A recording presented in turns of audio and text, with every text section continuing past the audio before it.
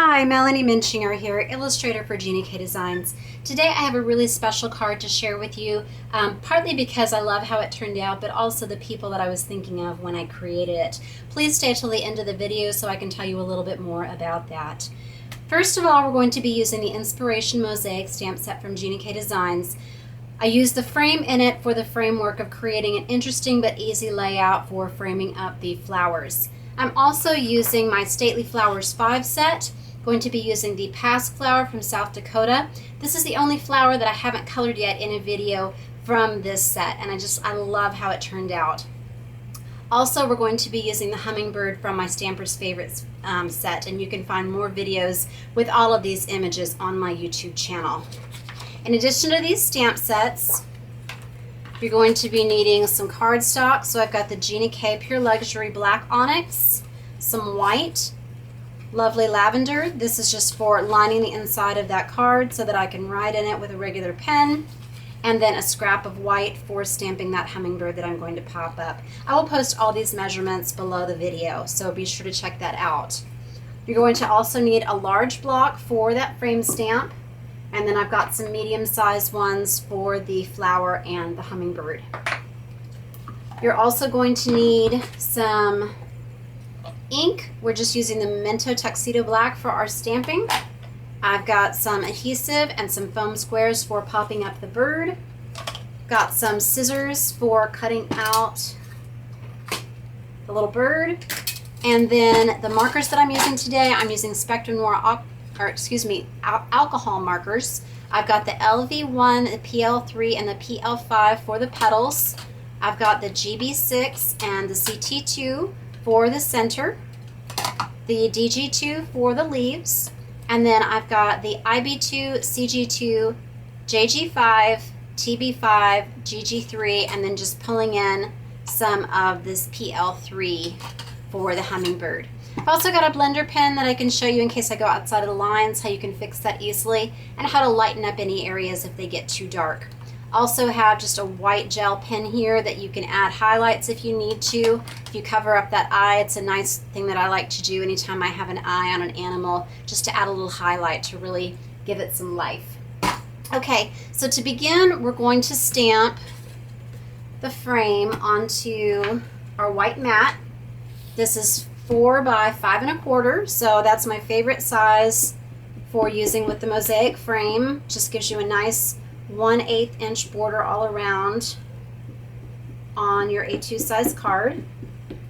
So I'm inking all over. Accidentally the other day got in there, caught the corner of my pad, so just try to keep it going across at least 2 lines at all time of the frame, and that won't happen. It doesn't hurt the stamp at all, but it just doesn't look very pretty.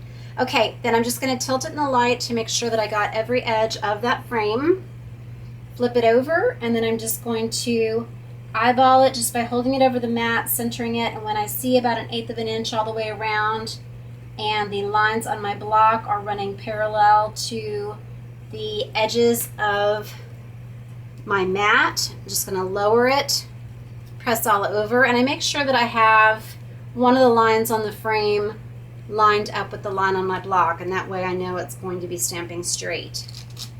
Pull that away. All right, so there's my frame. Now we're going to add the greeting.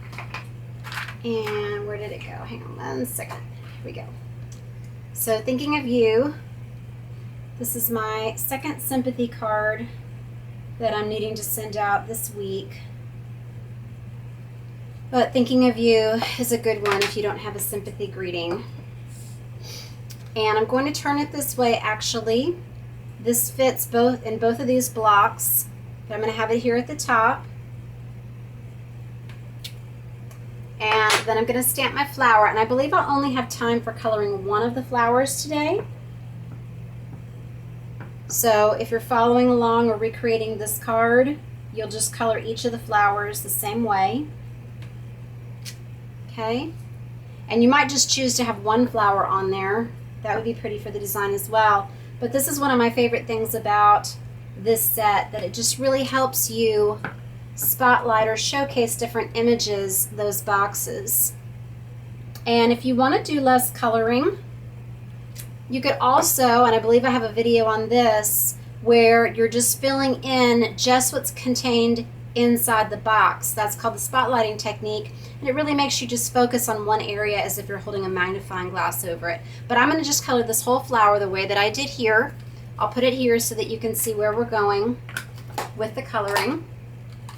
Okay, so I chose these from 2 different purple families. You'll see that this LV1 is actually looks more like a light pink than a light purple, and I really like that because what it does, it kind of brightens up the card. I wouldn't want it to go too gray.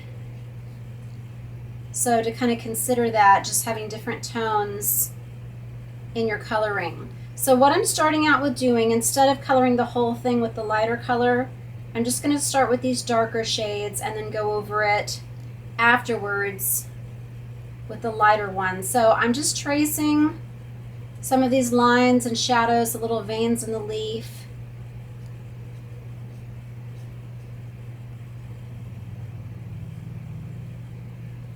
And these are going to get blended out, so if it's looking too dark right now, don't worry about that. And actually, before I go on, when I first made this card, I'm going to recommend actually that you do the lighter colors first so you don't end up pulling out some of those purples. So let's do the center real quick. So I'm using that lighter yellow, and then I'm going in with the darker one. This is kind of a brownish yellow around the bottom. Okay, and then I'm going to take this PL3, this Pretty Fuchsia. Let's see if you can see that there. And I'm just going to put that right in the middle. Okay, now I'm going to also add, I'm going to put this over here actually. It's a little bit easier for me since I'm right-handed to have that right there so it's not in the way. Okay, then I'm just going to put on just a little bit, and this might look like it's a very similar color, but it's bringing a lot more red into the flower. It's just going to give it a lot more richness. So just kind of right above, but you'll see this more when I start blending with that LV1. Okay, now I'm going to go in with the LV1. And I'm just coloring in circles. And I'm going to do some tip-to-tip coloring in a second once I get this covered.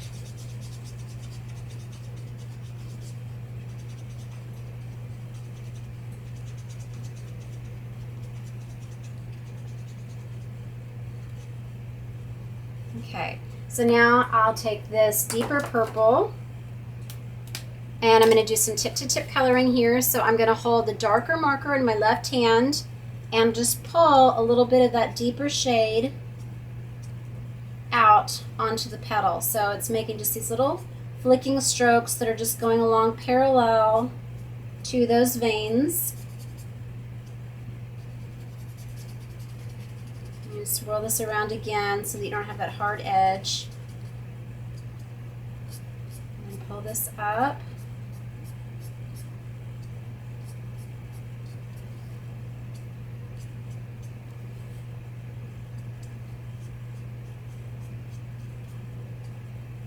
So I went outside the line there a little bit, so I'll get rid of that in a second with my blender pen. So be careful when you're flicking. I like to do it quickly, but you can go outside the lines when you do that.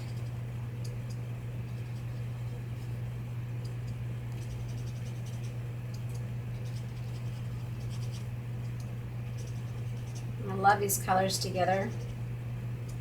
The person I had in mind when I was making this absolutely loves purple.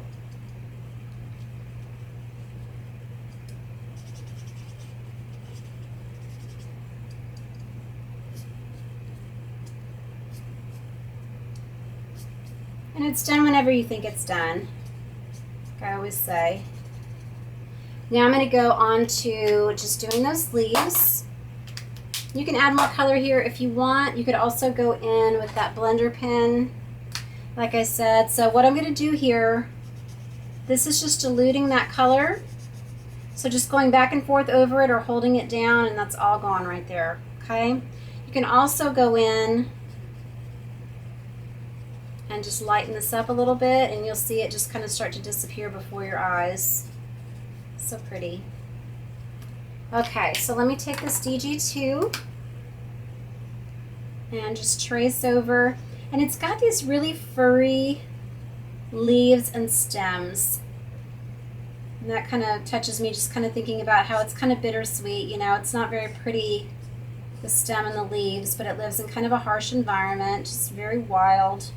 But then it has this beautiful blossom. Okay, now I'm going to stamp the hummingbird on that scrap piece.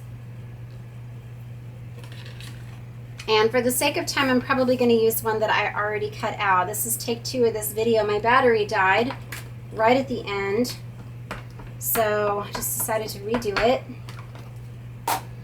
And for coloring this flower and the bird, I Googled some images, and that really helps me see the dark and the light areas. Even if I've seen one before, it always helps just to have something to look at. I hadn't seen a hummingbird like this before, but the one that I chose, I thought looked really beautiful with this flower, as though it was attracted to it because they were so similar. I didn't want them to look exactly the same, because then you would kind of have it lost in the card, but I found one that had this really beautiful purple head, but then this bright blend of blue. So you really notice that when you're looking at the card. So I'm going to start with that bright fuchsia. So even though the head is black, I always still put color over this area. And you do definitely see that over the shading. And then I'm going to put some in here and along the top of the wing, and then just a little bit of this here below the wing. Now I'm going to take that LV1 and I'm going to do just some tip to tip to bring that out into the wings.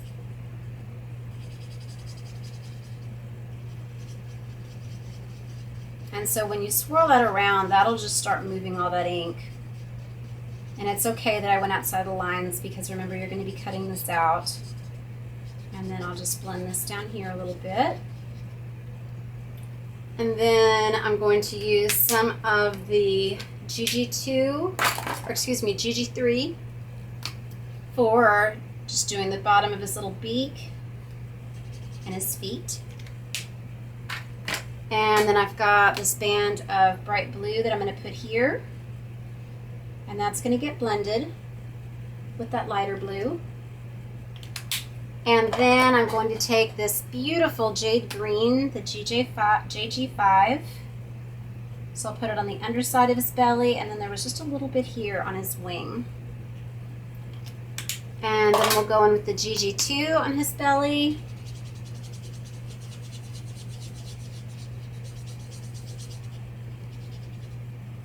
And I'm going to do some tip to tip with the GJ5. Just blend that in. And I love how hummingbirds' little breasts, they look like tiny little fish scales. Their little feathers are just so iridescent, just like little scales. So I like to do stippling on here with just little dots of color. And then I'm going to blend out that blue so it's not quite as stark, so there's more of a transition there.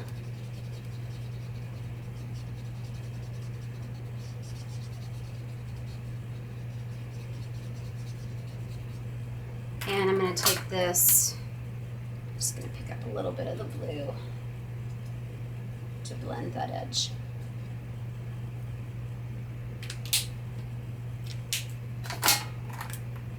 And then just a little dot there on the eye. Okay, but here's the one that I already cut out, so you would just cut that out. Now what you could also do is you could cut this back wing off since it's behind, and then stamp it right on to your mat, and then put this over it so you actually see the 2 layers of the wing. But I'm just going to leave this as is. And add some foam squares. Now I really like having objects going off the side of a card, and it's perfect still for when you're just presenting it in person, but this is obviously not going to fit into, actually consider where you're putting that foam square, because that wing is actually going to be off of the edge. All right, so I'm going to put it right there, but I love how it looks like he just sped into the frame of the card. So what you can do when you're going to mail something like this, look how pretty that is. I'm going to show you that technique sometime as well. It's kind of a watercolor type technique, but you do it with markers on the back side. But what you can do to make these cards fit is you can put just a large square of cardstock into a larger envelope. Line this in here. And it'd be pretty to go ahead and just stamp a flower inside, just to bring that outside in. Okay, you might want to use the hummingbird instead, maybe some greeting. But what you can do, so you can take a larger envelope like this one, put in a large piece of cardstock like this, and then that is going to protect your little embellishment. Depending on how delicate it is, you might want to put one on the front side and on the back side. So to go on to this card. So I made this card this past week when I found out a friend of mine was in hospice. She had had cancer for several months, but she was doing very well and it looked like she was very likely to beat it. She went into the hospital while I was on vacation for an infection, and she never came back out. Her family never really imagined that was what was going to happen. But anyway, it was very upsetting. And so the day that I learned that she was in hospice, it didn't look like there was any way that she was going to survive it. So just trying to get through that day, trying to busy myself, praying that she could get better, but also hoping she didn't suffer. And so I decided to make this card that I knew she probably would never see, but knowing that I needed to send one to her family. So my most important tip that I can share with you today is don't let a get well card or a thinking of you card become a sympathy card. When there is somebody that you need to get in touch with, don't delay for any reason. She did pass away, thankfully, that day. She slipped away in her sleep. But I wanted to wait on showing this card before I mailed it to her family so that I could tell you about her in the video. Tina Gilliland. I used to work with her on the Gina Designs team. Just a wonderful person, creative, artistic talent, and she will be very, very missed. Several people wanted to do something for her children. She has a 14-year-old daughter and a son in college. So there is a GoFundMe page now that you can donate, read a little bit more about her. Even if you can't donate, please spread the word by sharing it through your social media channels. It can reach a lot of people that way. And we are just hoping to make their lives a little bit easier now that they don't have their mother. So I am posting the information about how you can go to her GoFundMe page. But I'm thinking of you, Tina. I love you. Praying for your family. And sorry. Anyway, just sending this card out now after I finish the video, and I hope it inspires you to make something for someone you love and to send it out. That's what we have to do as card makers. Thank you for watching today. Please visit my blog and us on Stamp TV. God bless.